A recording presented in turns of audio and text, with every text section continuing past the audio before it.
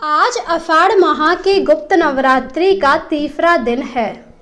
देवी त्रिपुर सुंदरी की इसमें पूजा की जाती। देवी त्रिपुर सुंदरी अपने अलौकिक सौंदर्य के लिए जानी जाती है। त्रिपुर सुंदरी को सर्व सुंदरी देवी नाम से भी जाना जाता है। देवी भगवत पुराण में माता त्रिपुर सुंदरी के 3 रूप बताए गए हैं। भारत में स्थित देवी शक्ति के 51 शक्ति पीठों की महिमा अपार है। इनके दर्शन मात्र से भक्तों की सभी मनोकामनाएं पूरी हो जाती हैं। उन्हीं में से एक त्रिपुर सुंदरी को तंत्र साधना की देवी कहते।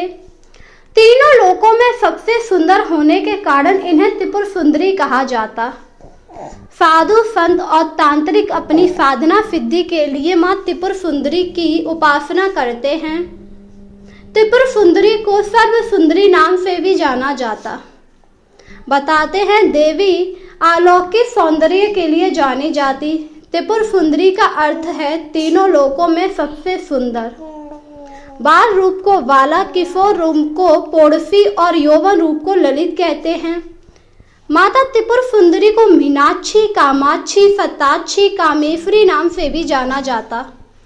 अपनी 16 कलाओं के ज्ञान के कारण भी देवी त्रिपुर सुंदरी को पौड़सी कहते। मार्गशीर्ष महीने की शुक्ल पक्ष पूर्णिमा को त्रिपुर सुंदरी की जयंती मनाई जाती है। अब हम आपको बताएंगे त्रिपुर सुंदरी मां से जुड़ी हुई कथा। पौराणिक कथा के अनुसार देवी सती की मृत्यु के दुख में भगवान शिव ध्यान मगन रहने लगे, जिस वजह से तीनों लोकों में कार्यों का रुकावट होने लगा। वहीं आदि शक्ति ने भी माता पार्वती के रूप में जन्म ले लिया था और अब वह शिव को पाने के लिए तपस्या कर रही थी और वह शिव को पाना चाहती थी। देवता भी यही चाह रहे थे क्योंकि तीनों लोगों का कार्य रुका हुआ था। तब इंद्रदेव ने कामदेव को शिव का ध्यान भंग करने के लिए भेजा, जिससे शिव जी का ध्यान भंग होगा और वह माता पार्वती से विवाह कर लेंगे।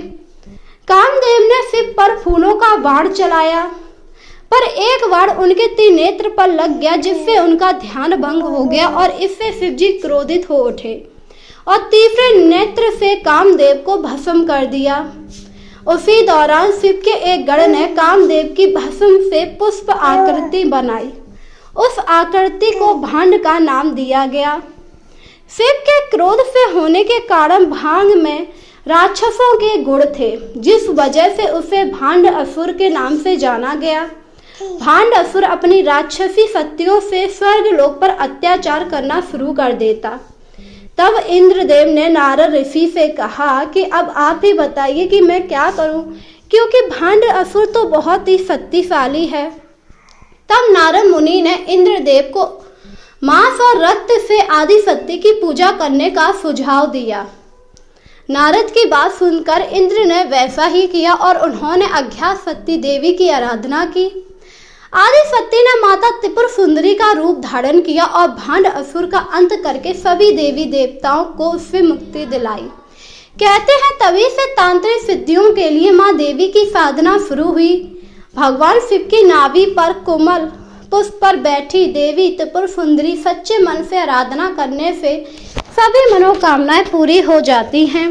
आज तीसरे दिन त्रिपुर सुंदरी की पूजा की जाती, पर जो गृहस्थ लोग हैं उन्हें मां दुर्गा की ही पूजा करनी चाहिए, क्योंकि इन्हें सिर्फ तंत्र साधना में उपयोग किया जाता है, जिस वजह से इनकी पूजा सिर्फ तांत्रिक लोग ही कर सकते हैं।